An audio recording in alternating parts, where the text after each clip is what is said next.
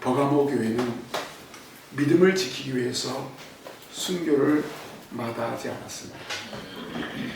안디바는 주님을 증거하다가 죽임을 당한 대표적인 인물입니다. 안디바에 대해서는 성경에 구체적으로 기록되어 있지 않지만 전승에 따르면 로마 황제에 대한 숭배를 거부하고 그리스도를 주로 고백했기 때문에 뜨겁게 달구어진 거대한 노풀 속에 튀겨 죽었다고 합니다. 이와 같은 순교자의 터 위에 세워진 교회였지만 서머나 교회에도 버가모 교회에도 큰 결점이 있었습니다.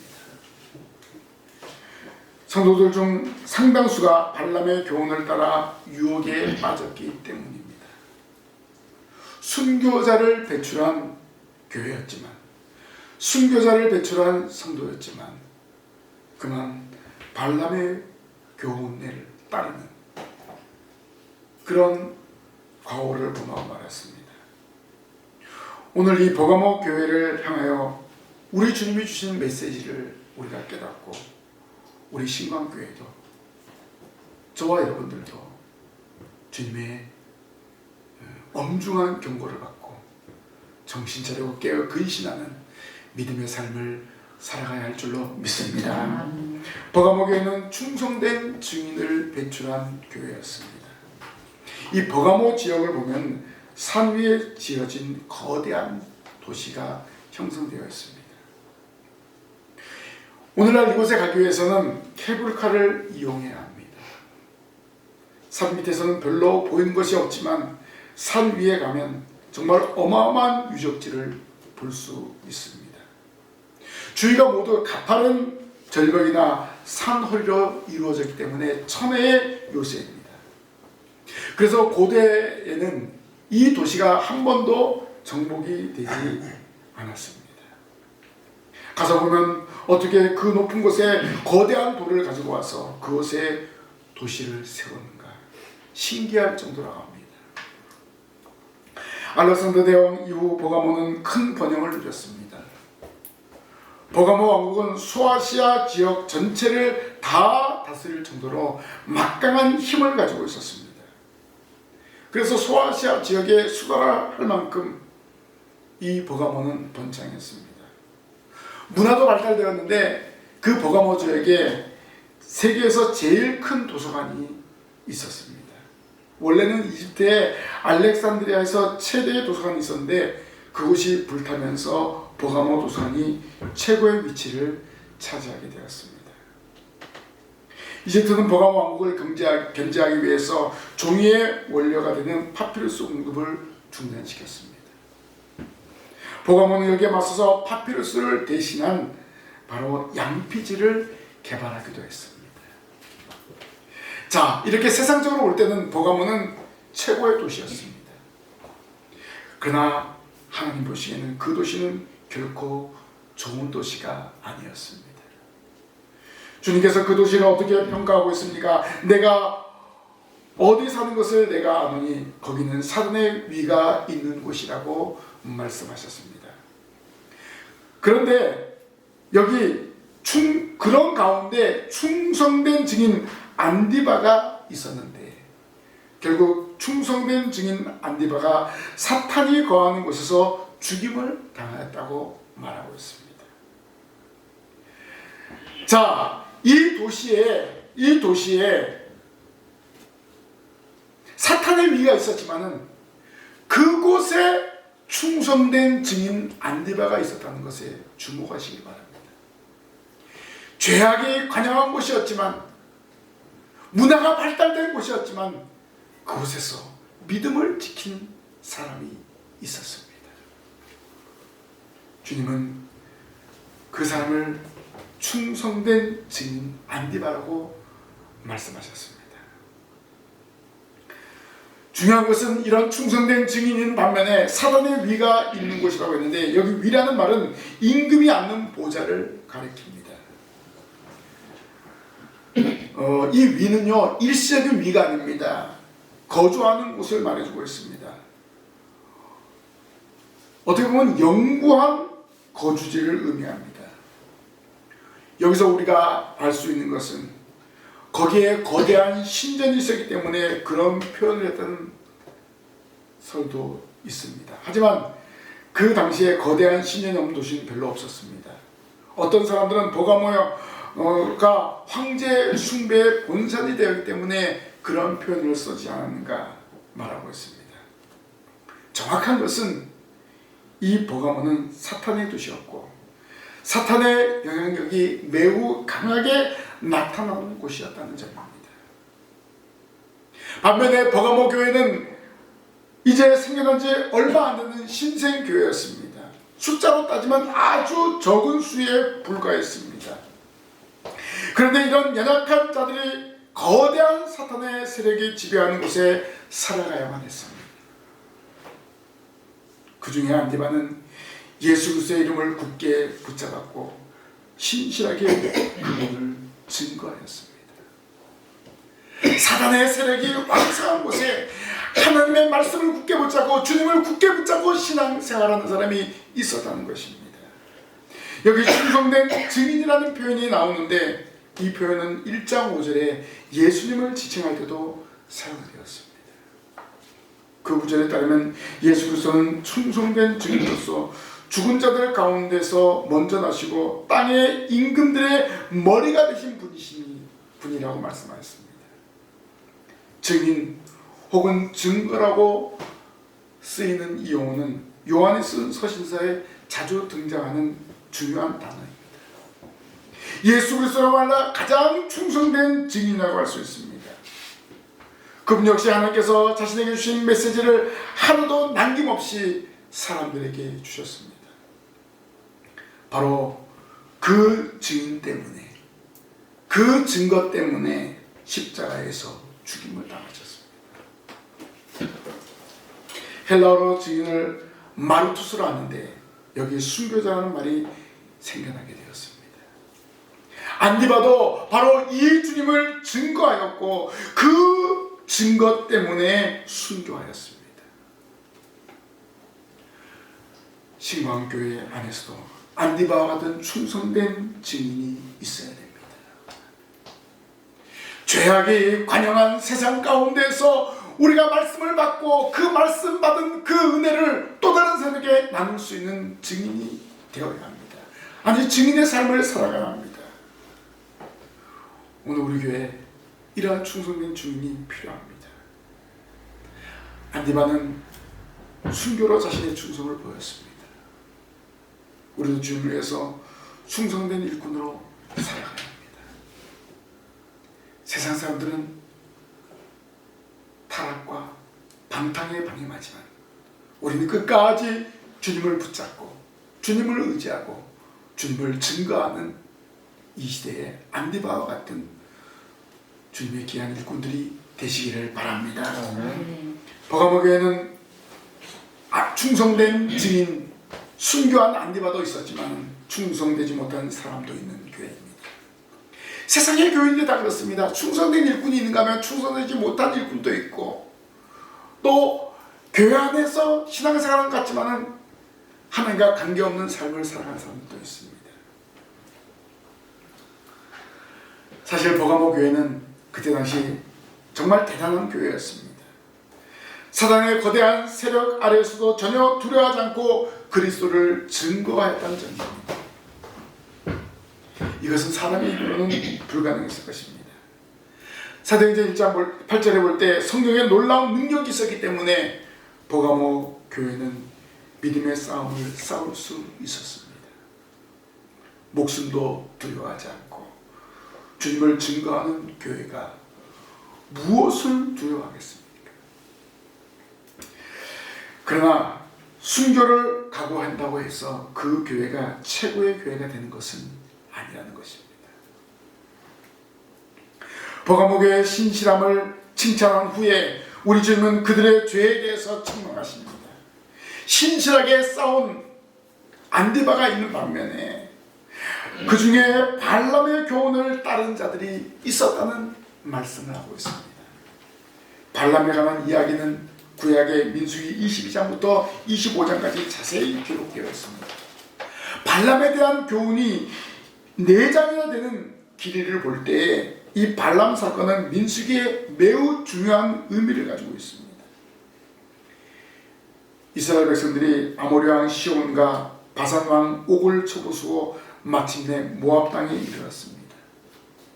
모압 왕이었던 발락은 전투에서 이길 수 없다는 것을 깨닫고 발람이라는 거짓 선지자를 매수해서 이스라엘을 저주하도록 했습니다. 그러나 하나님께서 직접 개입하셔서 그 일을 못하게 하셨습니다. 심지어 하나님은 나귀의 입을 열어서 발락 선지자를 책망하도록 했습니다. 짐승이 실제로 말한 것은 에덴 동산의 뱀을 제외하고는 바로 유일하다고 할 수 있습니다. 얼마나 급했으면 나귀가 말을 하겠다는 것입니다. 이제 모압은 이스라엘에게 망하는 일만 남아 있습니다. 이때 발람은 발락에게 이스라엘을 넘어뜨릴 술책을 알려주었습니다. 그것은 미인계를 사용하는 것이었습니다. 그 장소는 시딤이라는 곳이었습니다. 그곳에는 모압의 큰 신전이 있었는데 그곳에서 제사를 성대하게 베풀고 이스라엘 남자들을 초대하였습니다. 그들은 모압 여인들의 아름다움에 반하였고 신전에서 그들과 음행을 즐겼습니다. 그들과 함께 먹었고 신전에서 그들이 한 대로 절을 하고 말았습니다. 결국 하나님은 진노하셔서 그들에게 연복을 일으켰습니다. 무려 24,000명이 죽었습니다. 그리고 모세에게 백성들의 두령을 잡아서 성막 앞에 목을 매도록 했습니다. 왜냐하면 그 두령들에게도 책임이 있기 때문입니다. 그리고 모압 신이 있던 바알볼에게 유혹된 자들을 찾아서 죽이라고 명하였습니다. 많은 이들은 이로 인해서 슬픔에 잠겨 크게 통곡하였습니다. 바로 그때 시므온 족장이었던 시므리가 미디안 여인들을 모든 사람들이 보는 앞에 데리고 왔습니다. 그 여인은 보습이라는 미디안 종족의 두령의 딸이었습니다. 그리고 자신이 거하는 막에 들어가서 모압 땅에서 했던 그대로 하려고 했던 것입니다. 그것을 보고 칼을 뺀 사람이 바로 아론의 손자 엘리아살의 아들 비느하스였습니다. 바로 막에 들어가서 창으로 그 남자 그 여자의 배를 뚫었습니다. 그때 그제서야 연병이 그치고 평화가 찾아왔습니다. 그때 여호와 하나님께서 비느하스에게 평화의 언약을 주셨고 그것을 영원한 제사장의 직분의 언약을 행하게 하였습니다. 이렇게 발람의 이야기는 이스라엘 백성에게 아주 중요한 교훈을 주고 있습니다. 이스라엘 백성들이 누구에게 죽임을 당했습니까? 무려 24,000명이 죽었고 족장들은 목에 매달려 죽었습니다. 아모리 왕 바산과 그리고 바산 왕과 싸울 때 그들의 용맹스럽게 승리를 거두었습니다. 그러나 발람의 꾀에 너무 쉽게 걸려 넘어가고 말았습니다. 이 발람의 사건에서 보듯이 우상 숭배와 음행은 밀접한 관계를 맺고 있습니다. 바로 버가모 교회가 거대한 신전이 있었고 거기에 주기적인 큰 향연이 벌어지고 있었습니다. 술과 음식이 들어간 후에 춤을 추고 음악이 나오고 그 다음에 대표적인 행위들이 자연스럽게 이어졌습니다. 자, 버가모 교회 성도들이 이런 파티가 열려질 때 초청을 받았을 것입니다. 자연스럽게 그것을 즐기게 되었습니다. 또한 그 자기 지역 신전에서 하는 일이니까 이것이 나쁜 일이다 라는 인상을 받지 않았다는 것입니다. 그래서 거기에 다녀온 그리스도인들이 또 다른 사람들을 또 데리고 온 거예요. 교회를 데리고 와야 되는데 그 신전 잔치에 데리고 간 것입니다. 더 나아가서 그것을 정당화시키려는 그룹들이 생겼는데 바로 니골라당이었습니다. 이들은 교회 안에 한 분 바로 자리를 잡았죠. 이 점에서 버가모 교회와 에베소 교회는 비교가 됩니다. 에베소 교회는 니골라당의 교훈을 미워했고 이 때문에 주님으로부터 칭찬을 받았습니다. 그러나 버가모 교회는 발람의 교훈을 따르게 되어 주님으로부터 책망을 받게 되었습니다. 믿음 생활하다가 잘못을 저지르면 책망을 받아야 됩니다. 우리는 완전할 수 없기 때문입니다. 세상은 이렇게 그리스도인들을 유혹합니다. 버가모 지역의 신전에서 행하지는 그 일들이 이 지역의 일이다, 소위 지역의 축제다 하면서 그리스도인들을 불러서 거기서 온갖 음행을 하게 하고 죄악을 범하게 합니다. 우리는 이런 데 넘어가지 말아야 됩니다. 지역의 문화다, 지역의 문화 행사다 해가지고 우리의 신앙을 팔아버리면 안 된다는 것입니다. 우리는 정신 차리고 깨어 근신하여 유혹을 이기고 신앙생활을 영위해 나아가야 합니다. 버가모 교회가 잘하였지만은 바로 이러한 일들을 행함으로, 발람의 교훈을 따름으로 주님으로부터 책망을 받게 되었습니다. 그 책망의 교훈을 우리가 받아야 됩니다. 이런 유혹에서 우리는 자유로울 수 없죠. 이런 유혹을 이길 수 있는 성도들이 되시기를 바랍니다. 아멘. 주님은 이 버가모 교회에게서 어떻게 말씀하셨습니까? 회개를 요청했습니다. 버가모 교회를 주관하시는 우리 주님은 어떤 분이십니까? 한마디로 말하면 용맹스러운 전사입니다.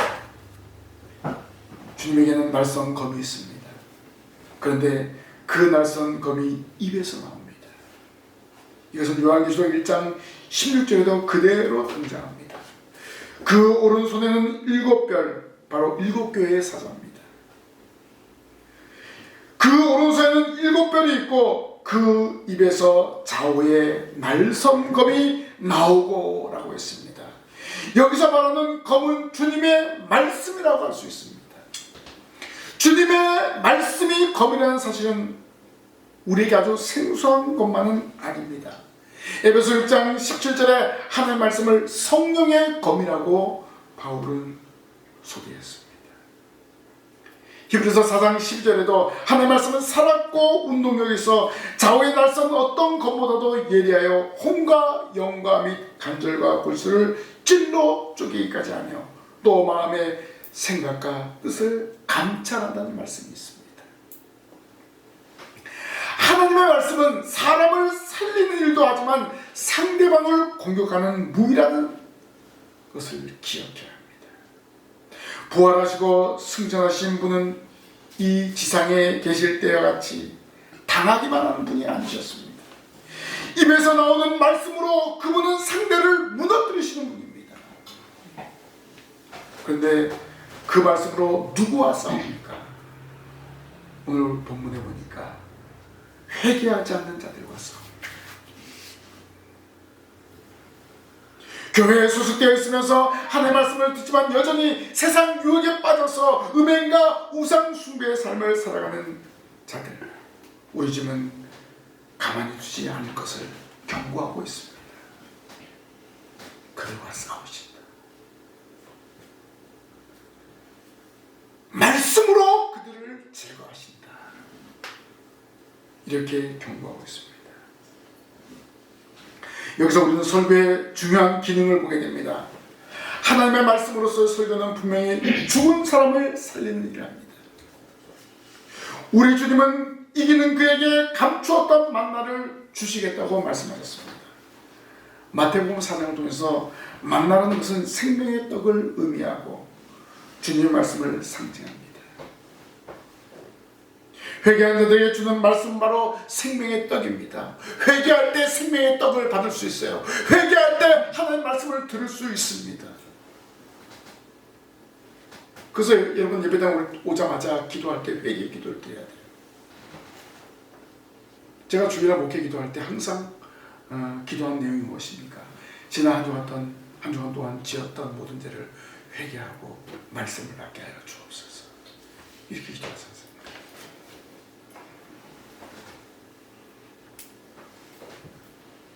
그러나 회개하지 않는 자들에게 주님의 말씀은 그야말로 죽음의 칼뿐입니다. 주님은 그 검으로 싸우실 때 누가 감히 살아날 수 있겠습니까? 그러면 말씀의 검 앞에 살아날 수 있는 유일한 방법은 회개하는 것입니다. 그래서 버가모 성도를 향해서 회개하라고 말씀하셨습니다. 그런데 주님은 회개의 시간을 많이 주지 않습니다. 오늘 말씀 보니까 주님은 칼을 들고 속히 임하겠다고 하셨습니다. 왜 그럴까요? 음행과 우상 숭배의 죄는 쉽게 교회 안에 퍼지기 때문입니다. 그것을 그대로 두면 누르처럼 교회 전체에 퍼질 것입니다. 우린 여기에서 비느하스를 기억하게 됩니다. 비느하스는 아론의 손자이기 때문에 아론의 대를 이어서 대제사장이 되었습니다. 다른 사람들은 다 하나님의 진노로 인해서 통곡하고 있는데 미디안 여인을 이스라엘 안에 끌어들여 쾌락을 즐기려는 것을 보고 비느하스는 전혀 기다리지 않고 차를 가지고 들어가서 남자와 여자를 처단했습니다. 그 결과 연병이 그쳤습니다. 비느하스는 이 온갖 더러운 음행의 사슬을 끊어야 되기 때문에 즉시 칼을 가지고 들어가서 남녀를 처단했습니다. 좌우의 날성검이라는 표현을 쓰면서 우리는 주님에 대해서 공포심을 가질 수 있을 것입니다. 어쩌면 그것이 자연스럽습니다. 그러나 그 전사가 우리 편이라고 생각해 보십시오. 얼마나 감사합니까? 우리 편이면 우리를 대적하는 자들을 향해서 바로 처단하시기 때문에 우리는 더욱더 힘이 될 줄로 믿습니다. 말씀의 능력이 바로 그렇습니다. 얼마나 우리가 든든하지 않습니까? 주님이 우리를 위해서 싸우십니다. 그래서 교회를 하나님의 거룩한 나라로 만드십니다. 따라서 우리는 회개의 사역을 위해서 부단히 노력해야 됩니다. 우리는 지금 죄악에 관영한 세상에 살고 있습니다. 끊임없는 유혹을 받고 있습니다. 반드시 그 유혹을 이겨야 됩니다. 혹 우리가 유혹을 이기지 못했다면 즉시 회개해야 됩니다. 충성된 증인 안디바가 순교로 자신의 신앙을 나타내었던 것을 기억하시길 바랍니다. 우리의 신앙의 선배들이 일제강점기와 한국전쟁에서 신앙을 사수했던 것을 기억하시기 바랍니다. 홍대가 범죄하였으면 그 말씀 앞에 바로 무릎을 꿇고 회개하면 우리 주님이 함께 하시고 우리를 도와주실 줄 믿습니다. 이제 말씀 마무리하겠습니다. 하나님의 교회는 어떤 일이 있어도 주님의 증인이 되어야 됩니다. 우리 한 사람 한 사람 주님의 증인이 되어야 됩니다.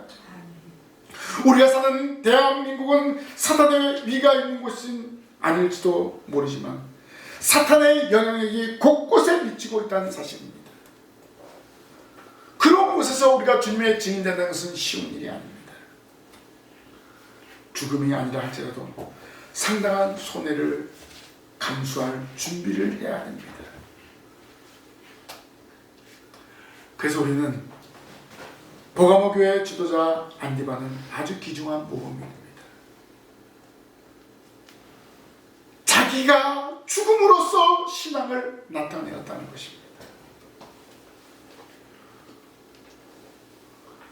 우리가 사는 지역에는 버가모와 같은 거대한 신전이 없지만 오늘 우리 이 시대는 대중매체는 그런 신전과 같은 역할을 하고 있습니다.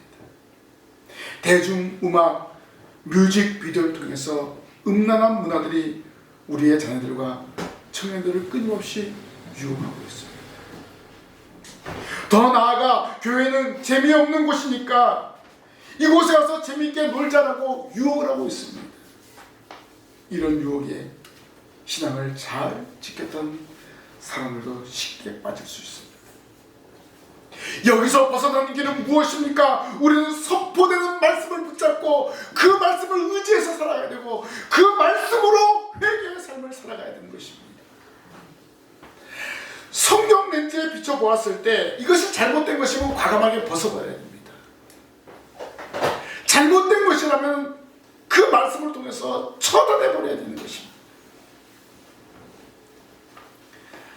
여러분, 유혹이 있을 때 말씀을 기억하십시오. 말씀으로 우리의 전격이 새로워지지 않으면 세상의 유혹에서 이길 수 없습니다. 우리가 말씀을 묵상하고 회개의 기도를 드릴 때 우리는 생명의 길을 얻게 되는 것입니다. 복음이 바로 그렇습니다. 우리 주님께서 왜 죽으셨습니까? 세상 죄를 지고 십자가에서 죽으셨습니다. 이 죄가 얼마나 무서우면 하나님이 이 땅에 오셔서 죽으신 것입니다. 죽으셔야지만 이 죄가 해결되기 때문에 그렇습니다. 우리 주님의 십자가 앞에 모든 것을 내려놓으십시오. 말씀 앞에 모든 것을 내려놓으십시오. 오늘 우리는 이 땅에 충성된 증인이 되어야 됩니다. 우리가 말씀과 기도로 무장하며 나아갈 때 승리하게 되고, 말씀과 기도로 무장하며 나아갈 때 혹 실수할지라도 회개할 수 있는 길을 열어주시는 하나님이십니다. 주님, 우리의 모든 삶을 인도해 주실 줄 믿습니다. 믿음으로 감사함으로 전진하시기 바랍니다. 선포된 말씀을 기억하면서 그 말씀을 부여잡고 날마다 살아가시는 우리 신강의 모든 성도들의 길을 주님의 이름으로 간절히 부탁을 드립니다. 아멘. 기도하겠습니다. 하나님 아버지, 저희들 한 사람 한 사람 주님의 충성된 증인으로 삼아주신 것을 감사합니다. 버가모 교회 충성된 증인 안디바를 기억했습니다. 순교로 자신의 사명을 감당하였습니다. 하나님 아버지, 저희들도 주님의 말씀을 굳게 붙잡고 세상의 유혹을 이기며 승리의 삶을 살아가게 하여 주시옵소서. 혹 알게 모르게 범죄하였다면 즉시 회개하고 주께로 돌이킬 수 있는 죄들 되게 하여 주시옵소서. 세상 가운데서 흔들리지 않도록 날마다 말씀으로 기도로 무장하며 살아가게 하여 주시옵소서. 예수님 이름으로 기도하옵나이다. 아멘.